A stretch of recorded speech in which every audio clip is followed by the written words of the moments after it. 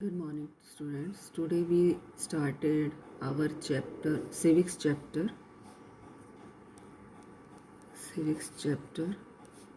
1.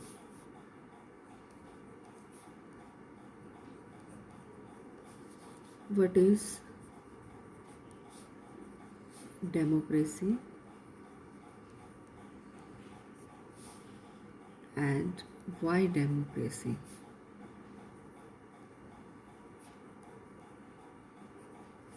So students, in this chapter we study कि democracy क्या है और डेमोक्रेसी क्यों ज़रूरी है, या ये कह सकते हो कि there we describe some government as democratic and some as non democratic, यानी कि इसमें हम जो है वो डेमोक्रेटिक गवर्नमेंट के बारे में और नॉन डेमोक्रेटिक गवर्नमेंट के बारे में रीड करेंगे. What is democracy and its features, question हमारे होंगे. What is democracy? Second topic is what are its features. Then after that, this chapter built on a simple definition of democracy. After going through this chapter, we should be able to differentiate a democratic form of a government and a non-democratic form of the government.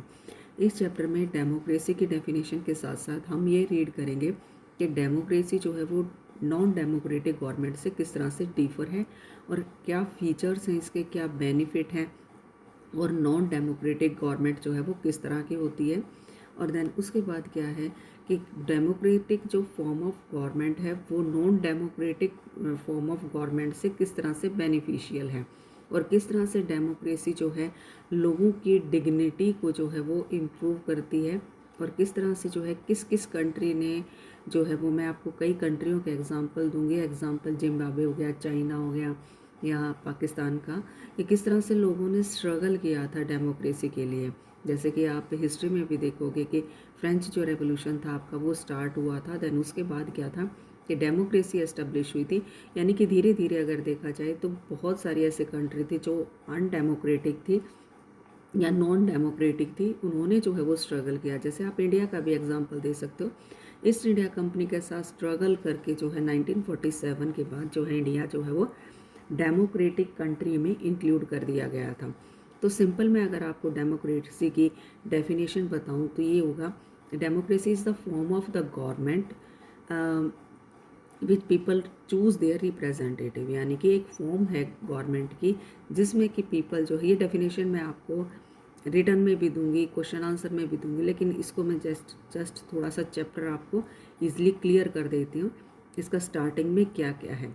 हाँ बच्चे, इसका क्या है कि जो की words हैं आपके, जैसे हिस्ट्री के हो गए, आप इसके जोग्राफी के हो गए, और सिविक्स के और हिस्ट्री के, मतलब चार. इको के, इको में तो है नहीं, लेकिन तीनों बुक में आप जो है ये कीवर्ड्स जो है आप बुक की हेल्प से कर सकते हैं. तो जो कीवर्ड्स होते हैं पीछे आपने देखा होगा इस चैप्टर के बाद में है, वो आप बुक की हेल्प से कर सकते हैं, और उन्हीं को मैं क्वेश्चन में भी इंक्लूड कर दूंगी ताकि आपको क्लियर हो जाए. और इसके क्वेश्चन आंसर जो होंगे वो मैं आपको PDF पे सेंड कर दूंगी. तो इसका क्या है कि जैसे पाकिस्तान वगैरह हैं जिन्होंने किस तरह से जो है वो डेमोक्रेसी को जो है इस्टेब्लिश किया था. नेपाल का एग्जांपल आपने 8th क्लास में भी पढ़ा. तो किस तरह से जो है वो लोगों ने स्ट्रगल किया और किस तरह से डेमोक्रेसी को एस्टेब्लिश किया. तो हम फर्स्ट जो सेकंड जो टॉपिक होगा, two form of the government, two forms of government. First democratic government, and then second is non democratic government. Then after that we read many story from the different country. तो पहले मैं आपको एक simple definition बता देती हूँ. इसकी definition,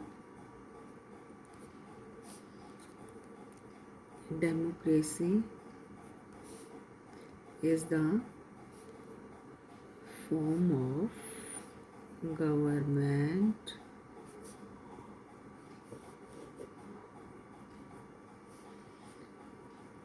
in which the rulers are elected by the people। इसको मैं आपको बता देती हूँ। जैसे कि आपके इलेक्शन होते हैं, इलेक्शन में क्या होता है कि आपको वोटिंग का अगर राइट है तो आप वोट डालते हैं। देन उसके बाद जिस लीडर की वोट जो है वो ज़्यादा होंगी वही आपका रिप्रेजेंटेटिव चूज़ किया जाता है। आप इस चैप्टर में आपका जो इलेक्शन का पूरे इलेक्शन का जो सिस्टम है वो अपने माइंड में रखेंगे। आप आगे आपके हिस्ट्री में सिविक्स में चैप्टर भी है जिसमें कि आपका कंटिन्यूटी में बताया गया है किस तरह से इलेक्शन को हेल्ड किया जाता है। तो सिंपल आपको ये है कि आप जिस रिप्रेजेंटेटिव को चूज़ करना चाहते हैं या पब्लिक जिसको रिप्रेजेंटेटिव को चूज़ करना चाहती है आप उसको वोट देते हो। देन उसके बाद जिसमें मेजॉरिटी होती है, जिस पार्टी की मेजॉरिटी होती है वही आपका रिप्रेजेंटेटिव चूज़ किया जाता है। इट्स मीन कि आप जिस रिप्रेजेंटेटिव को चूज़ कर रहे हैं जिस रूलर्स को आप चूज़ कर रहे हैं वही आपका जो है रिप्रेजेंटेटिव कहलाता है। यानी कि लोगों से जिसको चुना जाता है वही आपका क्या है लीडर कहलाता है। तो यही आपकी जो है वो डेमोक्रेसी होती है। लेकिन अब मैं आपको कुछ ऐसे कंट्रियों के एग्जांपल दूंगी जिसमें कि आपका क्या है कि डेमोक्रेसी जो है वो एस्टेब्लिश नहीं हुई थी।